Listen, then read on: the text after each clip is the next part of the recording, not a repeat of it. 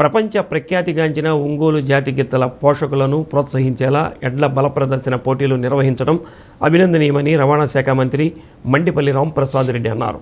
నాగులపులపాడు మండలం మధ్యరాలపాడులో మండవ వెంకటరావు మెమోరియల్ పేరున నిర్వహిస్తున్న 4వ రోజు పోటీలలో ఎంపీ మాగుంట శ్రీనివాసురెడ్డి, 20 సూత్రాల అమలు committee chairman Lanka Dinakar, MLA B N Vijay Kumar పాల్గొన్నారు.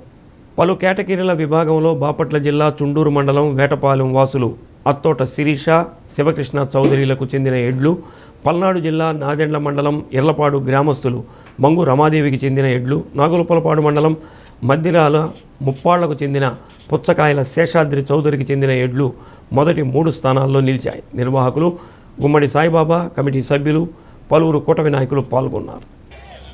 అటు చివరికి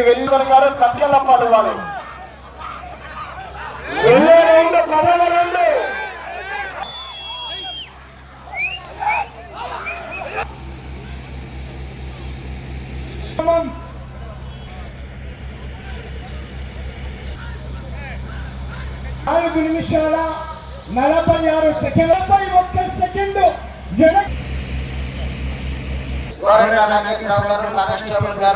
సభ్యులు బిఎన్ విజయ్ కుమార్ గారికి ఆంధ్రప్రదేశ్ రాష్ట్ర రవాణా శాఖ మార్చులు యాత్ర ప్రారంభిస్తున్నారు. ఒక్కసారి గట్టిగా బిఎన్ విజయ్ కుమార్ గారు అందరి తరఫున గౌరవ మంత్రివర్యులు ఎం రాంప్రసాద్ రెడ్డి గారు వారికి, అదేవిధంగా స్థానిక శాసనసభ్యులు బిఎన్ విజయ్ కుమార్ గారికి పూర్తి చేసుకున్నాయి.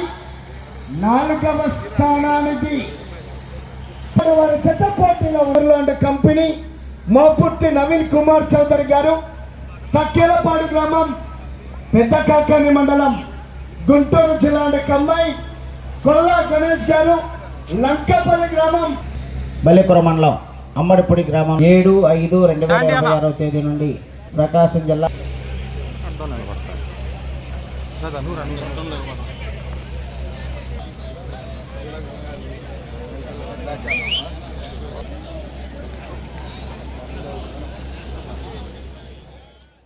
ఇక్కడికి విచ్చేసిన రైతు సోదరులందరికీ రాష్ట్ర ప్రభుత్వం తరఫున శుభాకాంక్షలు, ధన్యవాదాలు.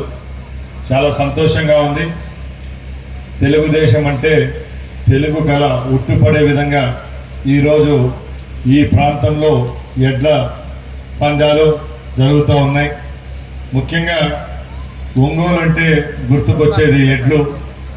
ప్రపంచంలోనే ఒంగోలు జాతి గిత్తకున్న ప్రాముఖ్యత తరపున మరొక్కసారి ధన్యవాదాలు తెలియజేసుకుంటూ, అలాగే తెలుగు సంస్కృతిలో భాగమైన ఇలాంటి కార్యక్రమాలు ఎప్పుడు పల్లె లోగిళ్లలో అంతరించిపోకుండా ఇలాంటి కార్యక్రమాలు చేపట్టాలి. అలాగే ఏదైతే ఒంగోలు జాతి గిత్తకు పేటెంట్ ఉందో అది కూడా రేపు రాబోయే కాలంలో కూడా మన జాతిని ఈ ప్రాంతంలోనే ఏ విధంగా అభివృద్ధి చేసుకునే విధంగా ప్రభుత్వాలు కూడా పనిచేస్తాయని తెలియజేసుకుంటున్నాం. ముఖ్యంగా ఎంతో వ్యయ ప్రయాసలు కూడి 360 రోజులు మంచి పోషకాహారం ఇచ్చి తమ బిడ్డల్లాగా చూసుకుంటున్న రైతు సోదరులకు వాళ్ళ యొక్క కష్టానికి కూడా ధన్యవాదాలు తెలియజేసుకోవాలి. ఎందుకంటే ఈరోజు మన గుడ్డు కోసం మనం పనిచేస్తా అంటే మనం ఏ పశువుల కోసం మన బిడ్డల్లాగా చూసుకుంటున్నాం. అలాంటి రైతు సోదరులందరినీ మనం ఇక్కడి నుంచి వాళ్ళందరికీ ధన్యవాదాలు తెలియజేసుకోవాలి. ఏదైతే నశించిపోతున్నా తరిగిపోతున్నటువంటి ఒంగోలు జాతి ఆవులకి సంబంధించి కానీ వాటిని ఏ విధంగా పెంచుకోవాలి అనేటువంటి ఒక స్ఫూర్తిని చాటేటటువంటి అవకాశం ఇటువంటి ఒక కార్యక్రమాల వల్ల ఉంటుంది.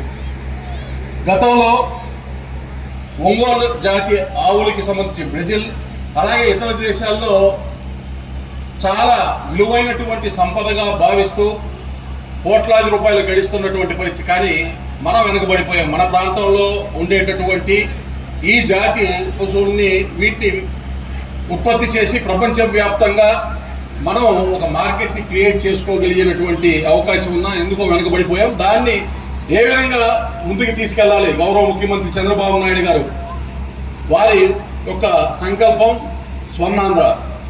స్వర్ణాంధ్రలో వ్యవసాయ ఆధారిత రంగాలు ఏవైతే ఉన్నాయో, పల్లెలకు జీవనాడిగా ఉన్న పట్టుకొమ్మలుగా ఉన్నటువంటి ఆ అంశాల్లో అద్భుతమైనటువంటి ప్రగతి సాధించినప్పుడు మాత్రమే సాధ్యం అనేటటువంటి విషయాన్ని ఈ ఎడ్ల పందాలకు తీసుకొచ్చిన వృషభ రాజుల్ని, వాటి ఓనర్స్ని మనం ప్రత్యేకంగా ఎంతో సంతోషంగా వారిని మనం అభినందించవలసిన విషయం అది.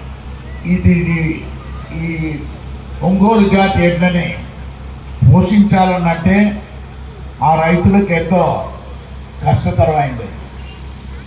కొందరు రైతులైతే డ్రై ఫ్రూట్స్ పెట్టి తినిపిస్తూ వారు పాపం మామూలు జీవితం కూడా కొనసాగిస్తారు. కొందరు రైతులైతే ఏసీ రూమ్లో కూడా ఈ ఎడ్లను కూడా పెట్టుకొని వారు ఫ్యాన్ కింద బయట పడుకుంటారు ఆరు బయట. అంటే వారికి అటువంటి ప్రేమ అది. ఆ ప్రేమతో మన ఊర్లో మన ఎడ్లని మనం ఈ విధంగా పెంచాలి అనేది ఒక ఉదాహరణగా కూడా చూపిస్తూ వస్తాం.